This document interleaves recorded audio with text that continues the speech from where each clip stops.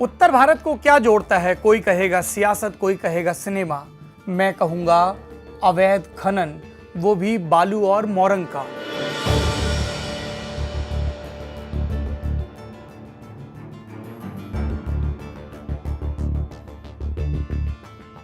हमारी टीम ने विस्तार से पड़ताल की कि ये बालू का मामला क्या है, क्यों इसमें नेताओं की इतनी दिलचस्पी है, इतना भ्रष्टाचार है। कोर्ट के बार बार दखल के बावजूद पिछले 15 सालों में बालू और मोरंग के दाम 4 गुना तक बढ़ चुके हैं। और उत्तर प्रदेश की बात करूं तो इस बालू के चक्कर में कभी आईपीएस पिट जाते हैं तो कभी मंत्रियों के चक्कर में पूरी की पूरी सरकार बदनाम होती है और उनके आखिरी कदम जेल में जाते नजर आते हैं। बालू या मोरंग, सबसे पहले खनन और राजस्व विभाग सर्वे करते हैं, फिर यह तय होता है कि कौन कौन से नदी क्षेत्रों से ये बालू या मोरंग निकाली जा सकती है। उसके बाद टेंडर जारी होते हैं, पहले मैनुअली होते थे, अब पारदर्शिता लाने के लिए ई टेंडरिंग की व्यवस्था कर दी गई है और उसके बाद एक व्यक्ति या एक फर्म के नाम टेंडर जारी कर दिया जाता है। अब तक आपने जो सुना वो किताबों की शक्ल में था, सही था और इसलिए इसको खनन कहा जाता है। लेकिन टेंडर निकलने के फौरन बाद इसमें एक और शब्द आ जुड़ता है, अवैध। अवैध खनन कैसे होता है? ये अवैध खनन आपको एक एक चरण समझाते हैं। खनन का पहला नियम, मशीनों का इस्तेमाल नहीं होगा। पर किसी भी माइनिंग साइट पर जाइए, आपको जेसीबी और पोकलैंड मशीन नजर आएंगी। बताने वाले तो यहां तक बताते हैं कि अब खुदाई की जगह पर बाकायदा मशीनी लिफ्ट भी लगा दी गई हैं। नियम नंबर 2, जिस जमीन का पट्टा मिलता है वहां सिर्फ 3 मीटर गहरी खुदाई की जा सकती है, लेकिन किसी भी खनन की साइट पर मिनिमम गहराई जो प्रैक्टिकली देखी जाती है वो 20 से 30 मीटर की होती है। खनन का पट्टा मिलते ही वक्त तय कर दिया जाता है। ये मियाद अक्टूबर से लेकर अप्रैल के बीच होती है। मॉनसून में या जब नदी का पाट हल्का होता है, गर्मी के चलते, तब खनन की इजाजत नहीं होती है। वैसे ही एक नियम यह भी होता है कि खनन सिर्फ दिन के वक्त किया जा सकता है। मेरे चेहरे की मुस्कान से आप आगे का वाक्य समझ गए होंगे। खनन रात में भी होता है, खनन 12 महीने होता है, क्योंकि ये अवैध खनन है। चौथा नियम, खनन का इलाका तय होता है, अलग अलग ब्लॉक बना दिए जाते हैं। मान लीजिए कानपुर के सरसैया घाट की बात करें और यहाँ पर 20 ब्लॉक बना दिए गए हों, D1 से लेकर D20 तक। लेकिन जो खनन करने वाले हैं वो D1 के किनारे भी खनन करेंगे और D20 के आगे जाकर भी खनन करेंगे। यानी कि जितने एरिया में खनन की इजाजत होती है उससे कहीं ज्यादा एरिया कवर कर लिया जाता है इस सिंडिकेट के द्वारा। पांचवा बिंदु, जब खनन की इजाजत मिलती है तो ये नदी के किनारे के सूखे इलाकों के लिए मिलती है। लेकिन सूखे इलाकों से भ्रष्टों का गला कितना गीला होगा, इसलिए वो अपनी मशीनें लेकर नदी के भीतर घुस जाते हैं जहां पर वाटर लेवल कम होता है। उनका तर्क, उनकी सहूलियत कि जब नदी के बीच से खुदाई करेंगे, बालू या मोरंग निकालेंगे तो वो ज़्यादा साफ होगी, उसमें मिट्टी की मिलावट नहीं होगी और उसका चोखा दाम मिलेगा। तो आपने जाना कि कैसे बालू और मोरंग निकाली जाती है, जिससे हमारे और आपके सपनों का घर बनता है। कितना सुंदर लगता है ये सब सुनने में, पर असल में ये बेहद भद्दा, बेहद कुरूप है। आपने सिर्फ एक तस्वीर देखी, खुदाई की तस्वीर। अभी तो इस बालू या मोरंग को ट्रक पर रवाना होकर पहले बड़ी दुकानों और फिर आपके घर तक रवाना होना है और यहाँ पर खेल का दूसरा पार्ट शुरू होता है। बालू या मोरंग की सप्लाई के चेन में सबसे पहली चीज जो आती है वो है रेवेन्यू स्लिप। स्थानीय भाषा में कहें तो रवन्ना। रवन्ना एक स्लिप होती है, कागज की पर्ची होती है जिस पर गाड़ी का नंबर, ड्राइवर का नाम और उसकी गाड़ी में कितनी बालू या मोरंग लदी हुई है इसका ब्यौरा दर्ज होता है। पर्ची बनती है 1, ट्रक पास होते हैं 100। सरकार को रेवेन्यू मिलता है 1 ट्रक का, बाकी 99 किसी और के खाते में जाते हैं। फिक्र मत करिए, सरकार फिक्रमंद रहती है इन 99 ट्रकों के लिए भी। कहीं पर खनन विभाग से जुड़े लोग शामिल होते हैं, कहीं पर कोई और। ट्रक रवाना होता है तो सिर्फ पर्ची का ही खेल नहीं होता है, खेल माल की लदाई का भी होता है। अगर इजाजत 400 फीट की है तो लदाई 800 फीट की होती है, यानी कि डबल की। और इसका नतीजा आपकी जेब पर सिर्फ बालू या मोरंग के बढ़े हुए दामों के चलते नहीं आता है। जब आप एनएच पर चलते हैं, ऐसे नेशनल हाईवे पर चलते हैं जिसके आसपास खनन वाले इलाके हैं, तो उनकी सड़कों की सूरत देखिए। आपको लगेगा कि ये किसी वीडियो गेम से निकाल कर जमीन पर बिछा दी गई हैं। इनमें सड़क दोनों तरफ धंसी होती है।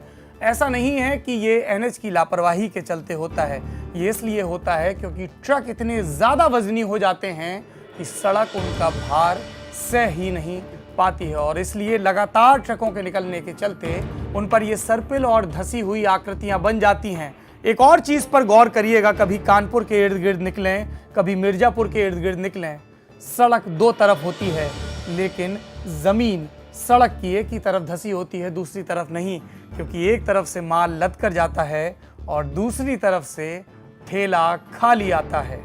अरे हाँ, हम तो भूल ही गए, हमेशा हमारी सेवा में तत्पर पुलिस, अलग अलग राज्यों की मुस्तैद पुलिस, जो इन खनन के इलाकों के इर्द गिर्द बैरिकेटिंग करती है।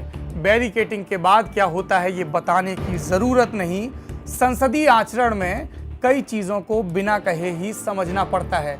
बस यूँ समझिए कि पुलिस की इस बैरिकेटिंग के ज़रिए बालू और मोरंग के दाम कुछ गुना और बढ़ जाते हैं। ये बार बार दामों का जिक्र हो रहा है, बार बार अंकों की बात हो रही है, तो आइए अंकों से ही समझा देते हैं कि ये खेल आपकी जेब में कैसे सुराख करता है। मोरंग का सरकारी रेट 150 रुपये प्रति क्यूबिक मीटर यानी कि 35 फीट।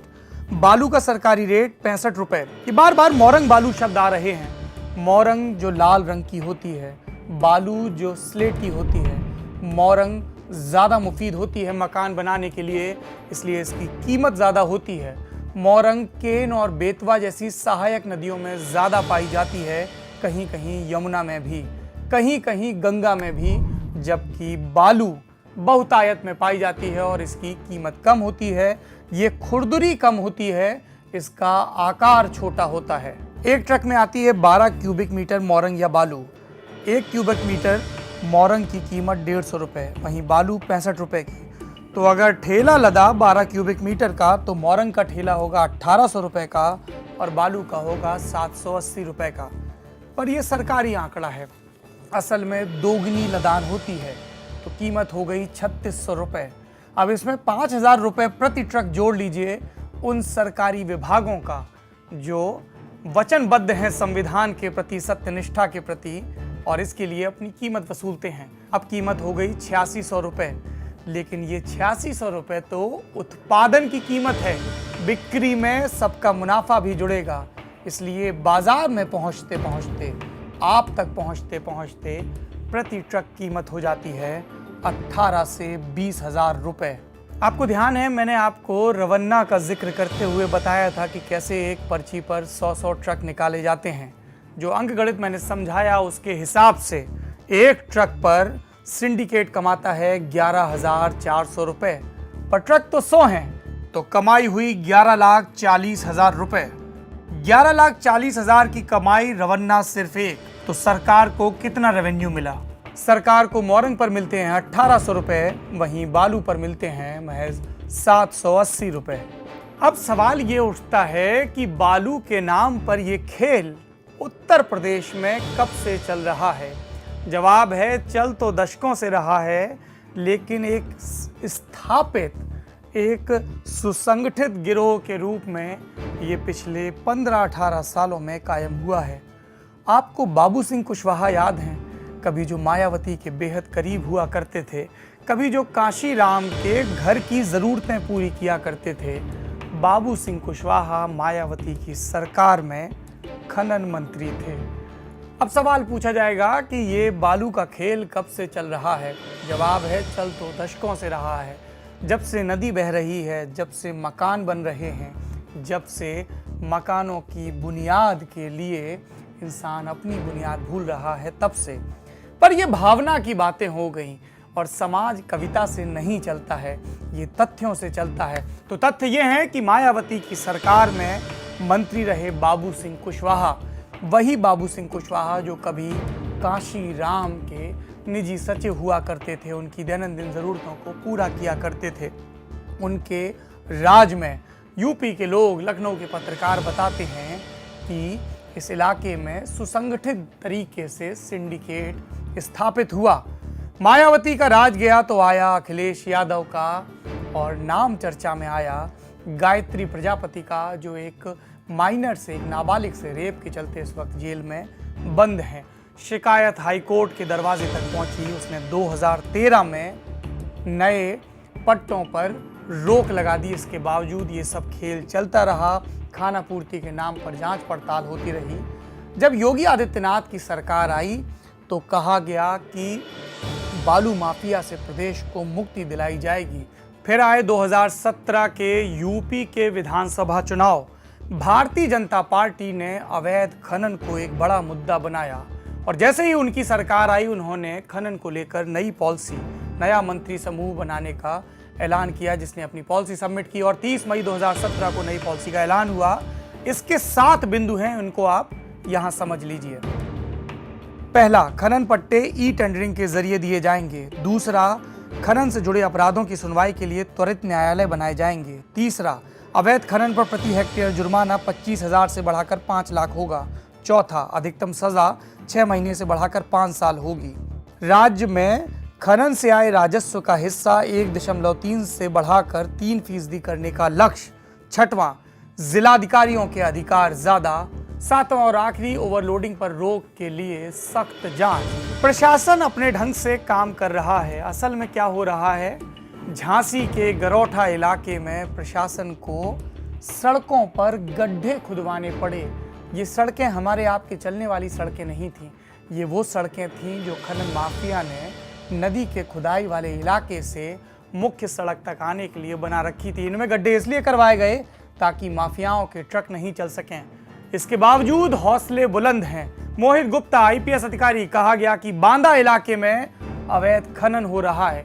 मोहित गुप्ता पहुंचे, उन्होंने अपने साथ लिया बगल के हमीरपुर जिले के पुलिस वालों को। बांदा में आईपीएस मोहित गुप्ता और हिमांशु कुमार को मिले अवैध मोरंग से लदे ट्रक, और मौके पर ही बांदा के गिरवा थाना के पुलिसकर्मी भी मौजूद थे। जब आईपीएस और हमीरपुर से आई टीम ने इसे रोकने की कोशिश की तो स्थानीय पुलिस और खनन माफिया के गुर्गों ने उन पर हमला किया, जिसमें हिमांशु गुप्ता बुरी तरह घायल हो गए। अब आखिरी सवाल ये होता है कि जब नई पॉलिसी बन गई, इतनी सख्ती हो रही है, इसके बावजूद बालू और मोरंग के दाम क्यों बढ़ रहे हैं?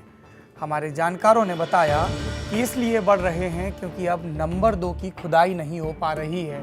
अब माल इफरात में उपलब्ध नहीं है। अब लोडिंग, ओवरलोडिंग नहीं हो पा रही है। अब बहुत व्यवस्था से काम हो रहा है। कहीं कहीं थोड़ी बहुत ही दिक्कत आ रही है। इसके चलते मोरंग और बालू के दाम लगातार बढ़ रहे हैं, और इसी वजह से ज़्यादातर लोगों का निर्माण कार्य रुका हुआ है। कितने बढ़ रहे हैं, इसे यूँ समझ लीजिए कि जब पिछली बार साल 2002 आखिरी बार भारतीय जनता पार्टी की सरकार, उसके बाद योगी आदित्यनाथ की सरकार, बीच में 16 बरस का फासला, और मोरंग के दाम तब 400 रुपये प्रति क्यूबिक फीट थे और अब 2000 रुपये हो गए हैं। यानी कि 16 सालों में 5 गुना दाम बढ़ गए हैं मोरंग और बालू के। चलिए अब 80 सांसद भेजने वाले उत्तर प्रदेश से 40 सांसद भेजने वाले बिहार चलते हैं। अब गंगा और सोन के संगम पर चलते हैं। अब सारण जिले में चलते हैं, जहां का डोरीगंज इलाका अवैध खनन के लिए मशहूर है। यहां पर 20 रुपए के नोट को अक्टूबर 2016 में कोडवर्ड के तौर पर, एक पास के तौर पर इस्तेमाल किया जाता था। इस पर कुछ खास किस्म के संकेत बने होते थे, जिसके बाद नोट को लेमिनेट करवा दिया जाता था। हर चौकी, हर थाने, हर बैरिकेड में दिखा दिया जाता था, और इसकी कमाई किसके पास पहुंचती होगी, इसका जवाब देने की ज़रूरत नहीं है। पर क्या वाकई ज़रूरत नहीं है? अगर है तो ये वाकया समझ लीजिए और फिर मुट्ठियाँ मल लीजिए। सारण जिले में तैनात डीएम दीपक आनंद, अक्टूबर 2016। दीपक आनंद को खबर मिलती है अवैध खनन की। वो छापा डालते हैं, तब उन्हें 20 रुपए का ये लेमिनेट किया हुआ नोट मिलता है, और ये जानकारी भी मिलती है कि इन सब में सिर्फ नेता ही शामिल नहीं है, एसपी लेवल तक पुलिस वाले भी शामिल हैं। दीपक आनंद को जबरन छुट्टी पर भेज दिया जाता है 2 महीने के लिए। आरजेडी के विधायक और उस वक्त नीतीश की सरकार में खनन मंत्री मुनेश्वर चौधरी दीपक आनंद पर इल्ज़ाम लगाते हैं, कहते हैं कि एनजीटी के आदेशों के बावजूद सारण में समय से कार्रवाई नहीं हुई और जब कार्रवाई हुई तो स्थानांतरण का इनाम मिला। इनाम ए.के. पाठक को भी मिला, जो नीतीश की सरकार में खनन सचिव थे और जिन्होंने इस व्यवस्था को बदलना चाहा।